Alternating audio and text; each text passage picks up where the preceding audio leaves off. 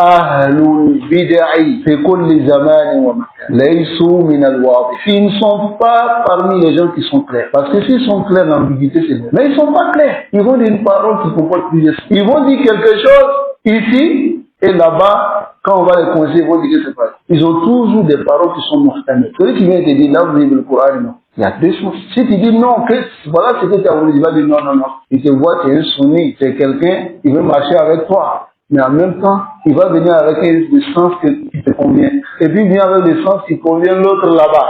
Laysu min al-wadi. Wa salafiyatu al-wudu. La salafiyya, c'est la clarté. Ils sont clairs dans leur minhaj.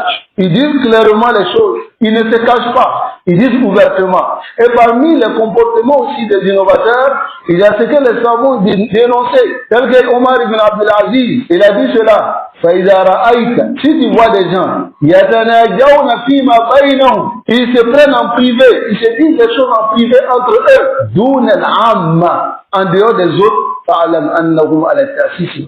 sache qu'ils sont en train d'instaurer un égarement. PV, il dit jamais ouvertement. Il prend les gens en privé, il leur dit ça, à côté. Il dit ça, toi, tu as vu, c'est comme ça, ils sont comme ça.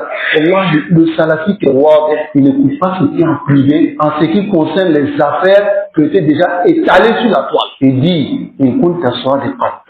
Si tu es véridique, c'est comme on est devant un juge et ton khasm, celui qui discute avec toi, il étale devant le juge, devant tout le monde, ses arguments. Et toi, tu dis au juge, viens à côté, moi j'ai dit. Le juge ne doit pas te prendre au sérieux.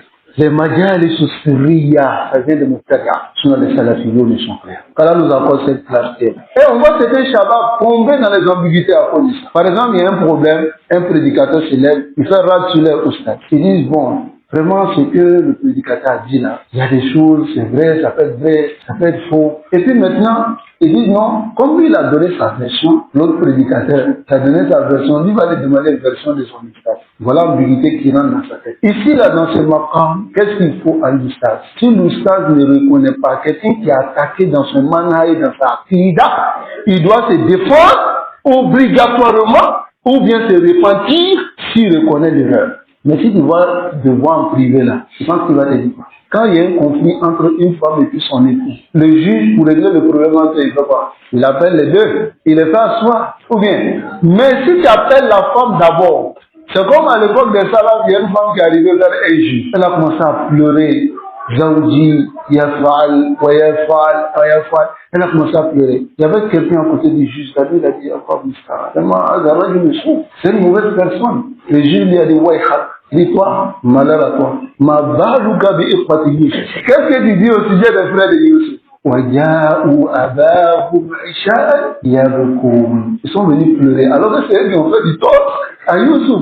C'est comme ça. Tu vas écouter la femme seule. Après, tu as dit non, le frère, non, c'est pas là.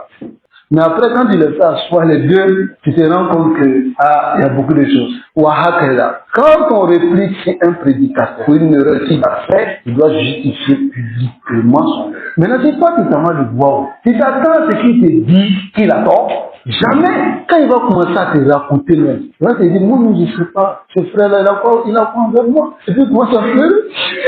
Comme tu as dit, Allah vous sache. Non, le frère, là, il exagère trop. C'est-à-dire, en parlant de celui qui a parlé sur le quoi. Et certains vont se jeter dans les ambiguïtés dans ce bab-là. Comme si c'est un conflit personnel entre deux personnes. C'est quand c'est un conflit personnel entre deux personnes, tu vas chercher à régler en les voyant en privé, en les parlant doucement pour qu'ils se mettent ensemble. C'est pas un conflit personnel. Souvent, il s'agit d'un cas de manhaj. Et c'est même généralement cela. Parce que son erreur a été clarifiée publiquement. Donc, il doit reconnaître publiquement et se repentir publiquement ou bien justifier publiquement. C'est ça le manhaj. Mais quelqu'un qui ne connaît pas ce principe de manhaj, qui se dit salafi, qui va écouter quelqu'un en privé, prend parti. Sans que la personne ne clarifie, on les prend les paroles privées pour maintenant dire non que les frères les exagèrent. Pourtant, celui qui était accusé ne s'est pas justifié publiquement. On entend ce qui se justifie publiquement, pas en privé. Et c'est dans ça que beaucoup prennent en musique. Tu le vois, 2 jours, il commence à te salue plus. Tu dis, il y a quoi? Il dit, non, écoute ce qu'on a fait. Il ne sait pas que c'est déjà comme ça.